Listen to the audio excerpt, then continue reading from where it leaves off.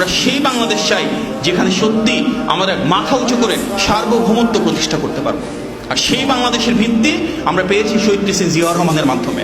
তিনি যে বাংলাদেশ গড়ে তুলেছেন, সেখানে নতজনক পররাষ্ট্রনীতি থেকে দাঁড়িয়ে সারা বিশ্বের সাথে একটা সম্মানজনক সম্পর্ক স্থাপন করেছিলেন। ওনার সময় কিন্তু আমরা সর্বপ্রথম দেখেছিলাম ইসলামী মূল্যবোধের আলোকে মধ্যপ্রাচ্যের সাথে মুসলিম উম্মার সাথে সম্পর্ক তৈরি করা, ওয়াইসির সাথে সম্পর্ক তৈরি করা। আমরা দেখেছি, আপনারা যারা সৌদি আরবে যান, সেই জিয়ারট্রির ঘটনা আমরা দেখেছি। সৌদি আরবে উনি কিভাবে বাংলাদেশ থেকে এবং অন্যান্য কুয়েত, কাতার সহ বিভিন্ন মধ্যপ্রাচ্যের দেশে জনশক্তি রপ্তানি শুরু করেছিলেন। আমরা শহীদ প্রেসিডেন্ট জিয়াউর রহমানের সময় প্রথম দেখেছি সংবিধানে মহান আল্লাহর নাম এবং বিসমিল্লাহির রহমানির রহিম কিভাবে অ্যাড করা হয়েছিল।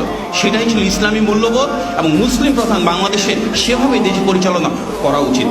আমরা দেখেছি দেশনেত্রী এবং খালেদা জিয়ার সময় কিভাবে ওলামা কেরামদের রাষ্ট্র পরিচালনায় সম্পৃক্ত করা হয়েছে। যারা ইসলামী মূল্যবোধ সম্পন্ন, ওনাদেরকে রাজনৈতিকভাবে ক্ষমতায়িত করা হয়েছে। জাতীয় পর্যায়ে কোরআন তেলাওয়াতের প্রতিযোগিতা শুরু করা হয়েছিল। আমরা দেখেছি ওনার সময় প্রথমবার মতন হজ ব্যবস্থাপনাকে আরো কিভাবে গতিশীল গড়ে তোলা যায়।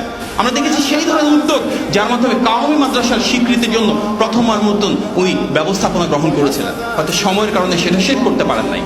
সেই ধারাবাহিকতায় আমরা বিএনপির ভারপ্রাপ্ত চেয়ারম্যান জনাব তারেক রহমান যেভাবে বাংলাদেশ গড়ে তুলতে চান, সেখানে আমরা চাই বৈষম্য যেন না থাকে, মেধার যেন মূল্যায়ন থাকে।